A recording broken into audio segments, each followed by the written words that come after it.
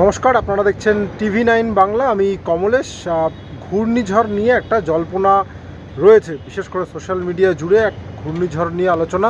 মৌসম ভবন কি বলছে এই ঘূর্ণিঝড় নিয়ে, সম্ভাব্য যাকে নিয়ে এত আলোচনা, সেই ঘূর্ণিঝড় নিয়ে মৌসম ভবনের লেটেস্ট আপডেট কি সেটা আপনাদের সঙ্গে শেয়ার করি। কারণ আমাদের দেশে এই সংক্রান্ত যাবতীয় খবর, সেই পূর্বাভাস দেওয়ার দায়িত্ব এবং নোডাল এজেন্সি এবং যাদের তথ্য পেয়ে বিপর্যয় মোকাবিলা দফতর নড়ে বসবে সেটা মৌসম ভবন এখনও। ফলে তারা কি বলছেন, তাদের কথাই শিরোধার্য। তারা কি ফোরকাস্ট দিয়েছেন এখনও পর্যন্ত, একটু নতুন আপডেট পাওয়া গেছে, সেটা আপনাদের সঙ্গে একটু শেয়ার করে নিই। আজকে মৌসম ভবন যেটা জানিয়েছে, 22শে মে দক্ষিণ পশ্চিম বঙ্গোপসাগরে একটা নিম্নচাপ সৃষ্টি হতে পারে এবং এই নিম্নচাপ পরবর্তীকালে আরও শক্তি বাড়াবে। 24শে মে নাগাদ নিম্নচাপ শক্তি বাড়িয়ে গভীর নিম্নচাপ বা ডিপ্রেশনে পরিণত হতে পারে। প্রাথমিকভাবে এই নিম্নচাপের অভিমুখ উত্তর পূর্ব, অর্থাৎ নিম্নচাপটা দক্ষিণ পশ্চিম বঙ্গোপসাগর থেকে উত্তর পূর্ব অভিমুখে এগোবে। আপাতত এটুকুই পূর্বাভাস দেওয়া হয়েছে। এর কী ব্যাখ্যা হতে পারে?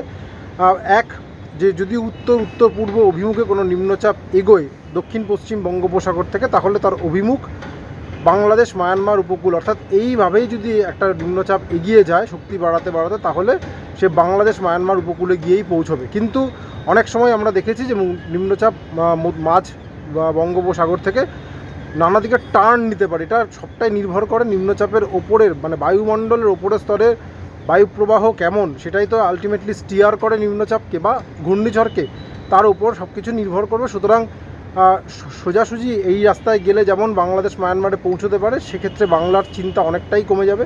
কিন্তু একই সঙ্গে নিম্নচাপ বঙ্গোপসাগর থেকে কোনো দিকে বাঁক নেবে কিনা সেটাও খুব গুরুত্বপূর্ণ। আবহাওয়াবিদ সেদিকে নজর রাখছেন। এটা গেল এক। 2 নম্বর বিষয় হচ্ছে যে ঘূর্ণিঝড় সৃষ্টির সম্ভাবনা এখনও পর্যন্ত মৌসম ভবন কোনো পূর্বাভাস, ঘূর্ণিঝড় নিয়ে কোনো পূর্বাভাস দেয়নি। এখনও পর্যন্ত বলা হয়েছে ডিপ্রেশন বা গভীর নিম্নচাপ সৃষ্টি হতে পারে। ঘূর্ণিঝড়ের সৃষ্টির পরিস্থিতি যদিও অনুকূল রয়েছে। যে কোনো ঘূর্ণিঝড় সৃষ্টির জন্য সমুদ্রের জলতলের তাপমাত্রা 26.5 ডিগ্রি সেলসিয়াস এবং এটা জলতল থেকে অন্তত 50 মিটার গভীরতা পর্যন্ত এই তাপমাত্রা লাগে। এটা হলেই একটা, মানে অনেকগুলো শর্ত লাগে, এটা হচ্ছে ওয়ান অফ দ্য কন্ডিশন যেটা দরকার। কিন্তু এই মুহূর্তে বঙ্গোপসাগর জুড়ে জলতলের তাপমাত্রা কোথাও 30 ডিগ্রি, কোথাও 31 ডিগ্রি, কোথাও 32 ডিগ্রিও রয়েছে। অর্থাৎ জ্বালানি নিয়ে কোনো সংশয় নেই। মানে ঘূর্ণিঝড়ের এই সৃষ্টির যে পরিস্থিতি দরকার, জলতলের তাপমাত্রা সেটা অনেকটা বেশিই রয়েছে। তাই আবহাওয়াবিদরা বলছেন এই নিম্নচাপ দফায় দফায় শক্তি বাড়াতে পারে।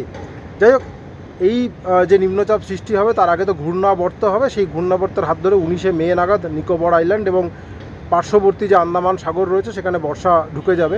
এবং এমনিতেই যা পরিস্থিতি রয়েছে, কেরল তামিলনাড়ুতে প্রচুর বৃষ্টি হচ্ছে। যারা বেড়াতে গিয়েছেন তাদের জন্য খুব গুরুত্বপূর্ণ সতর্কতা। কেরলের বিস্তীর্ণ এলাকা এবং তামিলনাড়ুর বিস্তীর্ণ এলাকায় আগামী কয়েকদিনে ভারী থেকে অতি ভারী, কোথাও চরম ভারী বর্ষণ, অর্থাৎ 24 ঘন্টা স্প্যানে 200 মিলিমিটার বা তার বেশিও বৃষ্টি হতে পারে।